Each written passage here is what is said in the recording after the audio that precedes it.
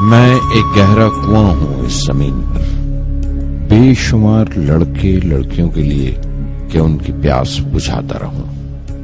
اس کی بے پناہ رحمت اسی طرح ذرے ذرے پر برستی ہے جیسے کنواں سب کی پیاس بجھاتا ہے۔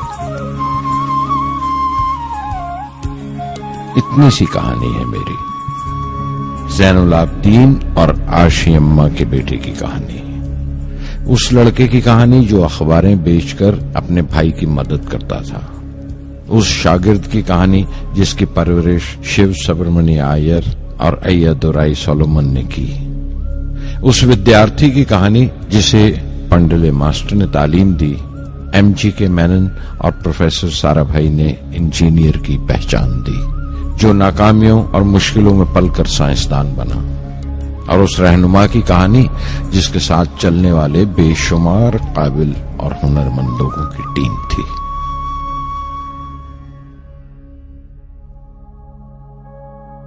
میری کہانی میرے ساتھ ختم ہو جائے گی، کیونکہ دنیاوی معنوں میں میرے پاس کوئی پونجی نہیں ہے، میں نے کچھ حاصل نہیں کیا، جمع نہیں کیا، میرے پاس کچھ نہیں اور کوئی نہیں، نہ بیٹا نہ بیٹی نہ پریوار۔ میں دوسروں کے لیے مثال نہیں بننا چاہتا، لیکن شاید کچھ پڑھنے والوں کو پریرنا ملے کہ انتم سکھ روح اور آتما کی تسکین ہے، خدا کی رحمت ان کی وراثت ہے۔ میرے پردادا اول، میرے دادا پکیر اور میرے والد زین العابدین کا خاندانی سلسلہ عبدالکلام پر ختم ہو جائے گا، لیکن خدا کی رحمت کبھی ختم نہیں ہوگی، کیونکہ وہ امر ہے، لافانی ہے۔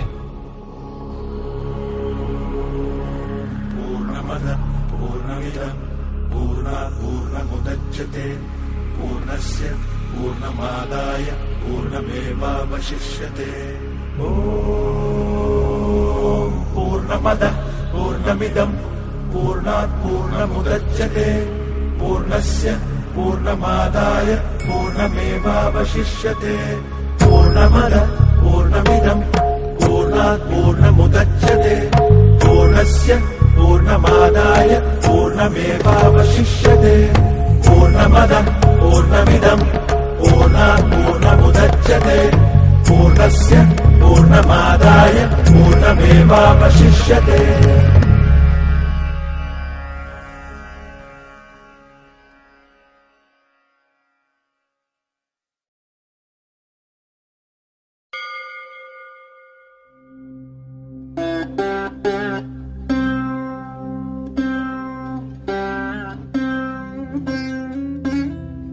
میں شہر رامیشورم کے ایک مڈل کلاس تمل خاندان میں پیدا ہوا۔ میرے ابا زین العابدین کے پاس نہ تعلیم تھی نہ دولت، لیکن ان مجبوریوں کے باوجود ایک دانائی تھی ان کے پاس اور حوصلہ تھا، اور میری ماں جیسی مددگار تھی عاشی اماں۔ زین العابدین کے پاس نہ تعلیم تھی نہ دولت، لیکن ان مجبوریوں کے باوجود ایک دانائی تھی ان کے پاس اور حوصلہ تھا، اور میری ماں جیسی مددگار تھی عاشی اماں۔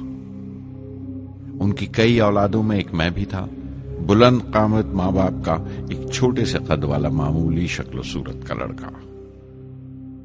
اپنے پشتینی مکان میں رہتے تھے ہم، جو کبھی 19ویں صدی میں بنا تھا۔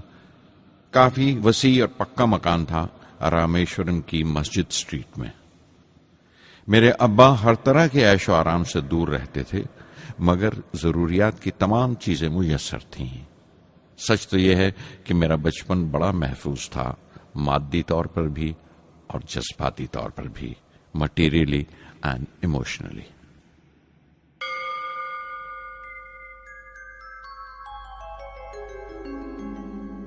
رامیشورم کا مشہور شیو مندر ہمارے گھر سے صرف 10 منٹ کی دوری پر تھا۔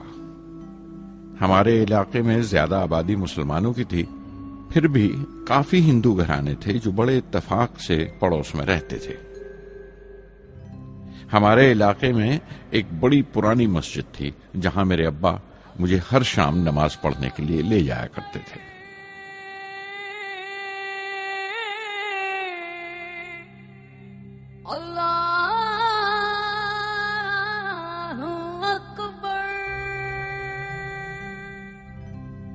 रामेश्वरम मंदिर के बड़े पुरोहित पक्षी लक्ष्मण शास्त्री मेरे अब्बा के पक्के दोस्त थे। मेरी बचपन की यादों में आंकी हुई एक याद ये भी थी कि अपने अपने रवायती लिबास में बैठे हुए वो दोनों कैसे रूहानी मसलों पर देर देर तक बातें करते रहते थे। मेरे अब्बा मुश्किल से मुश्किल रूहानी मामलों को भी तमिल की आम जबान में बयान कर लिया करते थे। एक बार मुझसे कहा था, जब आफत आए तो आफत की वजह समझने की कोशिश करो, मुश्किलें हमेशा खुद को परखने का मौका देती हैं।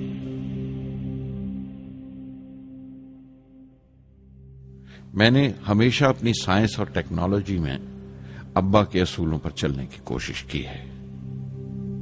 मैं इस बात पर यकीन रखता हूं कि हमसे ऊपर भी एक आला ताकत है, एक महान शक्ति है जो हमें मुसीबत, मायूसी और नाकामियों से निकालकर सच्चाई के मुकाम तक पहुंचाती है। मैं करीब 6 बरस का था जब अब्बा ने एक लकड़ी की कश्ती बनाने का फैसला किया, जिसमें वो यात्रियों को रामेश्वरम से धनुषकोडी का दौरा करा सकें, ले जाएं और वापस ले आएं। वो समंदर के साहिल पर लकड़ियां बिछाकर कश्ती का काम किया करते थे, एक और हमारे रिश्तेदार के साथ, अहमद जलालुद्दीन। बाद में उनका निकाह मेरी आपा जोहरा के साथ हुआ। अहमद जलालुद्दीन हालांकि मुझसे 15 साल बड़े थे, फिर भी हमारी दोस्ती आपस में जम गई थी। हम दोनों हर शाम लंबी सैर को निकल जाया करते थे। मस्जिद गली से निकलकर हमारा पहला पड़ाव शिव मंदिर हुआ करता था, जिसके गिर्द हम उतनी ही श्रद्धा से परिक्रमा करते थे जिस श्रद्धा से बाहर से आए हुए यात्री। जलालुद्दीन ज्यादा पढ़ लिख नहीं सके उनके घर के हालात की वजह से, लेकिन मैं जिस जमाने की बात कर रहा हूं, उन दिनों हमारे इलाके में सिर्फ वही एक शख्स था जो अंग्रेजी लिखना जानता था। जलालुद्दीन हमेशा तालीम याफ्ता पढ़े लिखे लोगों के बारे में बातें करते थे, साइंस की इजाद, मेडिसिन और उस वक्त के लिटरेचर का जिक्र किया करते थे। एक और शख्स जिसने बचपन में मुझे बहुत मुतासिर किया वो मेरा कजन था, मेरा चचेरा भाई शमसुद्दीन। उसके पास रामेश्वरम में अखबारों का ठेका था और सब काम अकेले ही किया करता था। हर सुबह अखबार रामेश्वरम रेलवे स्टेशन पर ट्रेन से पहुंचता था। सन 1939 में दूसरी आलमगीर जंग शुरू हुई, द सेकेंड वर्ल्ड वॉर। उस वक्त मैं 8 साल का था। हिंदुस्तान को इत्तेहादी फौजों के साथ शामिल होना पड़ा और एक इमरजेंसी के हालात पैदा हो गए थे। सबसे पहली दुर्घटना यह हुई कि रामेश्वरम स्टेशन पर आने वाली ट्रेन का रुकना कैंसिल कर दिया गया और अखबारों का गट्ठा अब रामेश्वरम और धनुषकोडी के बीच से गुजरने वाली सड़क पर चलती ट्रेन से फेंक दिया जाता। शमसुद्दीन को मजबूरन एक मददगार रखना पड़ा जो अखबारों के गट्ठे सड़क से जमा कर सके। वो मौका मुझे मिला और शमसुद्दीन मेरी पहली आमदनी की वजह बना। हर बच्चा जो पैदा होता है वो कुछ समाजी और आर्थिक हालात से जरूर असरअंदाज होता है और कुछ अपने जज्बाती माहौल से भी। उसी तरह उसकी तरबियत होती है। मुझे दयानतदारी और सेल्फ डिसिप्लिन अपने अब्बा से विरासत में मिला था और मां से अच्छाई पर यकीन करना और रहमदिली। लेकिन जलालुद्दीन और शमसुद्दीन की सोहबत से जो असर मुझ पर पड़ा, उससे सिर्फ मेरा बचपन ही महज अलग नहीं हुआ, बल्कि आइंदा जिंदगी पर भी उसका बहुत बड़ा असर पड़ा।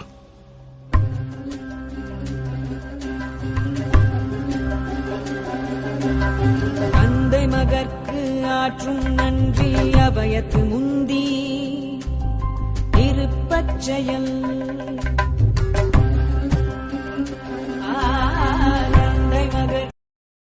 फिर जंग खत्म हो गई और हिंदुस्तान की आजादी बिल्कुल यकीनी हो गई। میں نے ابا سے رامیشورم چھوڑنے کی اجازت چاہی. میں ڈسٹرکٹ ہیڈ کوارٹرز رامناتھ پورم جا کر پڑھنا چاہتا تھا. شمس الدین اور جلال الدین میرے ساتھ رامناتھ پورم تک گئے مجھے شوارٹز ہائی اسکول میں داخل کرانے کے لیے. جانے کیوں وہ نیا ماحول مجھے راس نہیں آیا.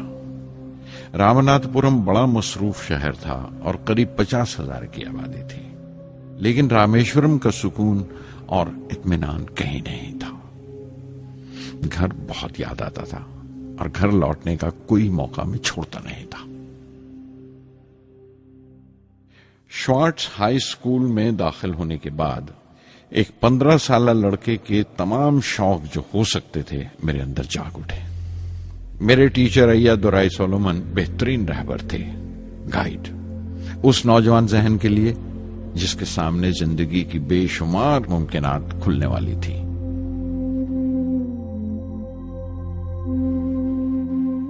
رامناتھ پورم کے اس عرصہ قیام میں ان سے میرا رشتہ استاد شاگرد یا گرو شیشیہ سے بھی آگے نکل گیا. ایا دورائی کہا کرتے تھے، زندگی کامیاب ہونے اور نتیجے حاصل کرنے کے لیے 3 طاقتوں پر قابو پانا بہت ضروری ہے: خواہش، یقین اور امید. ایا دورائی سولومن جو بعد میں ریورنٹ ہو گئے کہا کرتے تھے، اس سے پہلے کہ میں چاہوں کچھ ہو جائے یہ ضروری ہے کہ میرے اندر اس کی پوری شدت سے خواہش ہو اور یقین ہو کہ وہ ہوگا. میں اپنی زندگی سے اگر مثال دوں تو مجھے بچپن سے ہی آسمان کے اسرار اور پرندوں کی پرواز ہمیشہ حیران کرتی تھی، فیسینیٹ کرتی تھی. سمندر میں کونجوں اور بگلوں کو اونچی اڑانے لگاتے دیکھتا تھا تو اڑنے کو جی کرتا تھا. میں ایک سادہ لوگ گاؤں ہی کا لڑکا تو تھا، لیکن مجھے یقین تھا کہ ایک دن میں ضرور ان کونجوں کی طرح بلند اڑانے لگاؤں گا، بلندی پر پرواز کروں گا. اور حقیقت یہ ہے کہ رامیشورم سے اڑنے والا میں پہلا لڑکا تھا.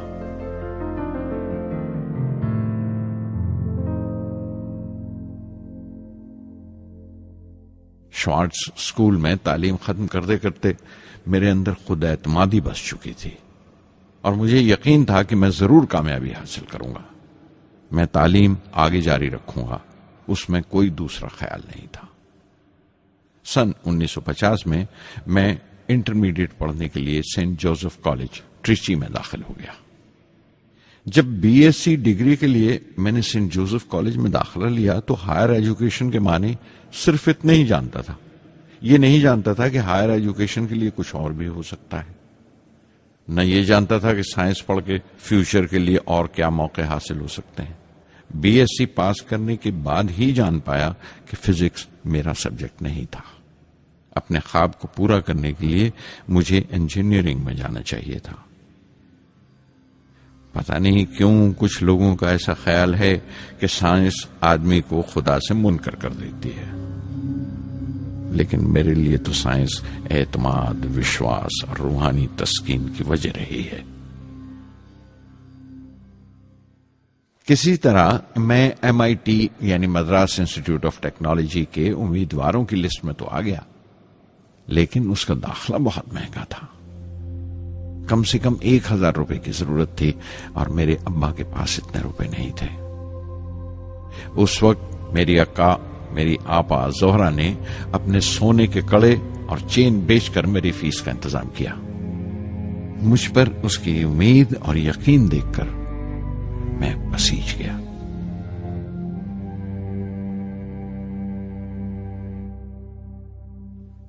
MIT میں سب سے زیادہ مزہ آیا.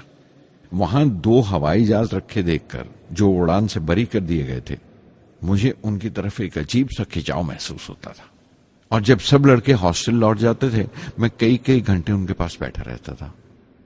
فرسٹ ایئر مکمل کرنے کے بعد جب مجھے اپنے زیادہ خصوصی مضمون چننا تھے، یعنی اپنی اسپیشل برانچ کا چناؤ کرنا تھا، تو میں نے فورن ایروناٹیکل انجینئرنگ کا چناؤ کر لیا. MIT کی تعلیم کے دوران مجھے 3 ٹیچرز نے بہت متاثر کیا: پروفیسر اسپونڈر، professor KAV پنڈلے professor Narasimha Rao. Professor स्पॉन्डर technical aerodynamics सिखाते थे। एरोनॉटिकल इंजीनियरिंग में दाखिले से पहले मैंने उनसे सलाह ली थी। उन्होंने समझाया था कि मुझे मुस्तकबिल का फैसला करने से पहले मुस्तकबिल की मुमकिनात के बारे में नहीं सोचना चाहिए, बल्कि सोचना चाहिए एक अच्छी बुनियाद के लिए और अपने रुझान और इश्तियाक के बारे में कि उसमें कितनी शिद्दत है, मेरे एप्टीट्यूड्स और एस्पिरेशन में कितनी इंटेंसिटी है।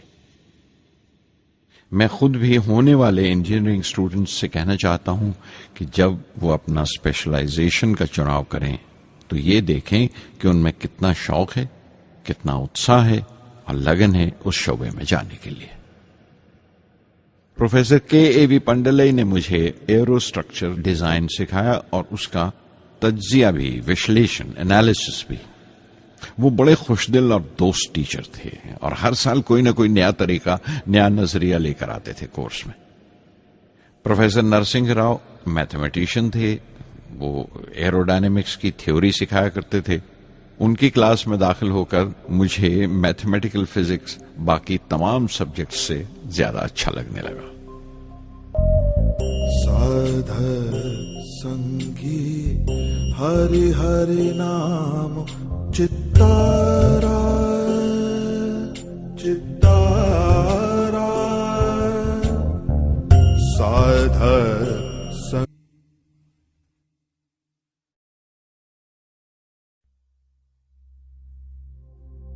MIT से मैं बेंगलोर के हिंदुस्तान एरोनॉटिक्स लिमिटेड HAL में बतौर ट्रेनी दाखिल हो गया।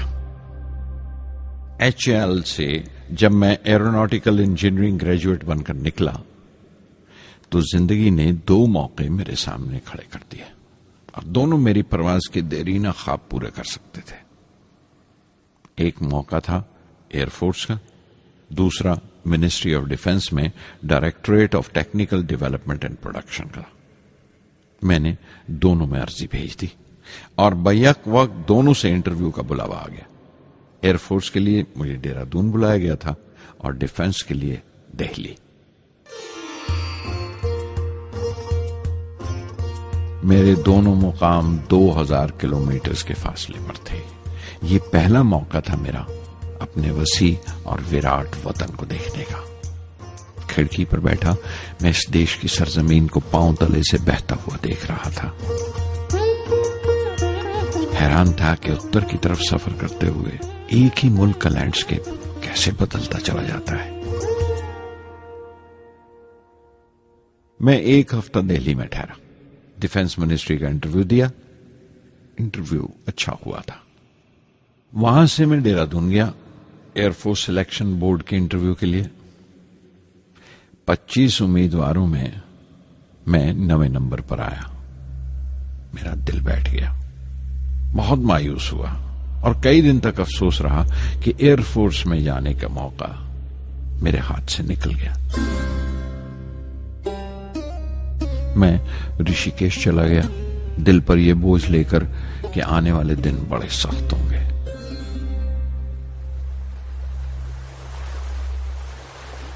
गंगा में स्नान किया और फिर चलता हुआ पास की पहाड़ी पर शिवानंद आश्रम तक पहुंच गया। स्वामी शिवानंद से भेंट हुई। देखने में बिल्कुल गौतम बुद्ध लगते थे। सफेद दूधिया धोती और पांव में लकड़ी की खड़ाऊ। उनकी बच्चों सी मासूम मुस्कान और सादा दिली देखकर बहुत प्रभावित हुआ मैंने बताया उन्हें कैसे मैं इंडियन एयरफोर्स में भर्ती होने से रह गया और मेरी कितनी शदीद ख्वाहिश थी आसमानों में उड़ने की, परवास करने की। वो मुस्कुरा दिए और बोले, ख्वाहिश अगर दिलो जान से निकली हो, वो पवित्र हो और उसमें शिद्दत हो, तो उसमें कमाल की एक इलेक्ट्रोमैग्नेटिक एनर्जी होती है, एक बरकी मकनातीसी ताकत होती है। दिमाग जब सोता है तो वो एनर्जी रात की खामोशी में बाहर निकल जाती है और सुबह कायनात, ब्रह्मांड से सितारों की गति, रफ्तार को अपने साथ समेटकर दिमाग में लौट आती है। इसीलिए जो सोचा है उसकी सृष्टि अवश्य है, वो तख्लीक होगा। तुम विश्वास करो इस अजली बंधन पर, इस वचन पर कि کہ سورج پھر لوٹے گا، بہار پھر سے آئے گی۔ میں دہلی لوٹ آیا، ڈیفنس سے اپنا انٹرویو کا نتیجہ دریافت کیا۔ جواب میں مجھے اپوائنٹمنٹ لیٹر تھما دیا گیا اور اگلے دن سے سینئر سائنٹیفک اسسٹنٹ مقرر کر دیا گیا 250 روپے کی ماہانہ تنخواہ پر۔ 3 سال گزر گئے۔ انہیں دنوں بنگلور میں ایروناٹیکل ڈیولپمنٹ اسٹیبلشمنٹ ADE کا ایک نیا محکمہ کھلا اور مجھے وہاں پوسٹ کر دیا گیا۔ بنگلور کانپور سے بالکل مختلف شہر تھا۔ میں اپنے ڈائریکٹوریٹ کی پوسٹنگ کا پہلا سال وہاں گزار چکا تھا۔ دراصل ہمارے دیش میں یہ ایک عجیب طریقہ ہے، ایک عجیب سا ڈھنگ ہے اپنے لوگوں کو حد درجہ تک نچوڑ لینے کا، جو ہمارے لوگوں کو انتہا پسند بنا دیتا ہے۔ شاید اس لیے کہ صدیوں اس دیش نے غیر ملکی تہذیبوں کے زخم بھی کھائے ہیں اور انہیں اپنے دامن میں جگہ بھی دی ہے۔ الگ الگ حکمرانوں سے وفا کرتے کرتے ہم اپنی حیثیت، اپنی یکتائی کھو بیٹھے ہیں، بلکہ ہم نے ایک اور ہی قسم کی خوبی پیدا کر لی ہے کہ ایک ہی وقت میں رحم دل بھی ہیں اور بے رحم بھی، حساس بھی ہیں اور بے حس بھی، جتنے گہرے ہیں اتنے ہی سطحی۔ اوپر سے دیکھو تو ہم بڑے خوش رنگ اور خوبرو نظر آتے ہیں، لیکن کوئی غور سے دیکھے تو اپنے حکمرانوں کی ایک بے ڈھب نقل سے زیادہ کچھ نہیں ہے۔ میں نے کانپور میں کلے میں دبائے ہوئے پان والے نواب واجد علی شاہ کے نقلچی بہت دیکھے ہیں، اور بنگلور میں فرنگیوں کے انداز میں کتے کی زنجیر تھامے ٹہلتے ہوئے صاحبوں کی کمی نہیں تھی۔ بنگلور میں رہ کر میں رامیشورم کی سکون اور گہرے شانت واتاورن کے لیے ترستا تھا۔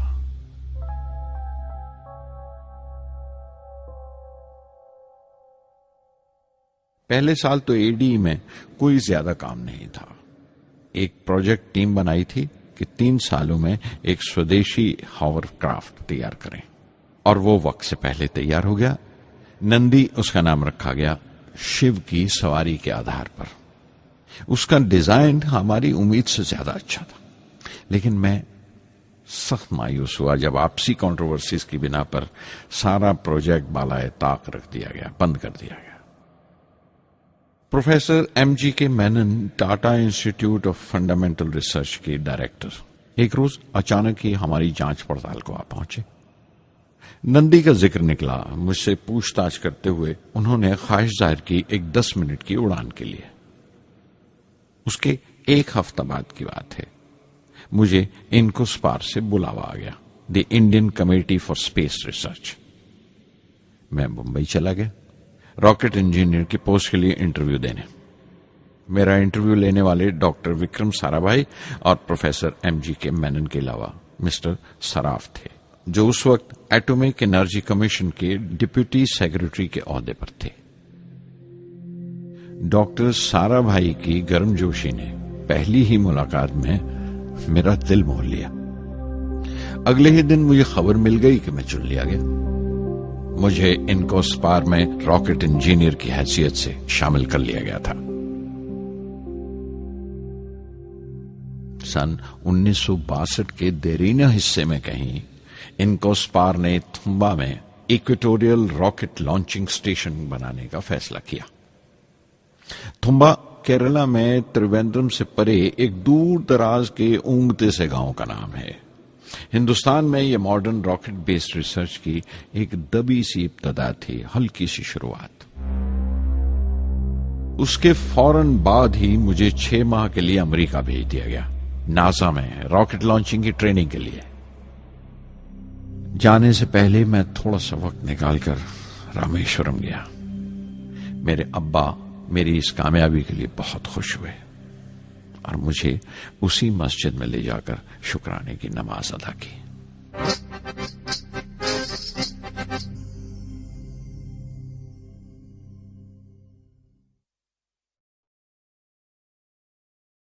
NASA Langley research centre Virginia میں نے اپنے کام کی شروعات کی۔ بعد میں گودارڈ اسپیس فلائٹ سینٹر میری لینڈ چلا گیا۔ میں اپنا امپریشنز امریکنز کے بارے میں بینجامن فرینکلن کے اس جملے سے بیان کر سکتا ہوں: جن باتوں سے تکلیف ہوتی ہے ان سے تعلیم بھی ملتی ہے۔ ہندوستانی تنظیموں میں، یہاں کی آرگنائزیشنز میں ایک بڑی مشکل ہے. جو اوپر ہیں وہ بڑے مغرور ہیں، اپنے سے چھوٹوں کی، جونیئرز اور سب آرڈینیٹس کی رائے لینا اپنی حد تک سمجھتے ہیں. کوئی شخص بھی اپنی خوبی دکھا نہیں سکتا اگر آپ اسے ملامت ہی کرتے رہیں. اصول اور پابندی اور سختی اور ظلم کے بیچ کی لائن بڑی مہین ہے، باریک ہے، اس کی پہچان بہت ضروری ہے. میں جیسے ہی ناسا سے لوٹا، فوراً بعد ہندوستان کا پہلا راکٹ لانچ واقع ہوا 21 نومبر سن 1963. وہ ساؤنڈنگ راکٹ تھا، نام نائکی اپیچی. نائکی اپیچی کی کامیابی کے بعد پروفیسر سارا بھائی نے اپنی آرزو، اپنے ایک خواب کا اظہار کیا، ایک Indian satellite launch vehicle ISLV کا سپنا. ہندوستانی راکٹ کا خواب 20ویں صدی میں ایک طرح سے 18ویں صدی کا خواب بھی کہلا سکتا ہے، جو ٹیپو سلطان نے دیکھا تھا. ٹیپو سلطان کی فوج میں 27 بریگیڈ تھے جو خشون کہلاتے تھے، اور ہر ایک بریگیڈ میں ایک دستہ تھا راکٹ مین کا جو ساتھ رہا کرتا تھا اور جرکس کہلاتا تھا. جب ٹیپو سلطان مارا گیا تو انگریزوں نے 700 راکٹس اور 900 راکٹ کے سب سسٹمز برآمد کیے 1799 میں تیروکناہلی کی جنگ کے بعد. وہ راکٹس ولیم کانگریو نے انگلینڈ بھیجوا دیے جانچ پڑتال کے لیے، اس کی تکنیک سمجھنے کے لیے، جسے آج کی سائنسی زبان میں ہم ریورس انجینئرنگ کہتے ہیں. ٹیپو سلطان کی موت کے ساتھ اس خواب کی بھی موت ہو گئی، کم سے کم 150 سال کے لیے. پنڈت جواہر لال نہرو کی بدولت وہ راکٹری کا خواب ایک بار پھر ہندوستان میں زندہ ہوا. پروفیسر سارا بھائی نے اس خواب کو حقیقت بنانے کی ذمہ داری اپنے سر لے لی. بہت سے تنگ نظر لوگوں کو اعتراض تھا اس بات پر کہ اس ملک میں جہاں لوگوں کو 2 وقت کی روٹی نصیب نہیں ہوتی، وہاں ان سپیس اڑانوں کو، ان خلائی تحریکوں کو کیوں ترجیح دی جا رہی ہے. لیکن پردھان منتری پنڈت نہرو اور پروفیسر سارا بھائی کے نظریے میں کسی قسم کا مبالغہ نہیں تھا. ان کے نظریے بالکل صاف تھے کہ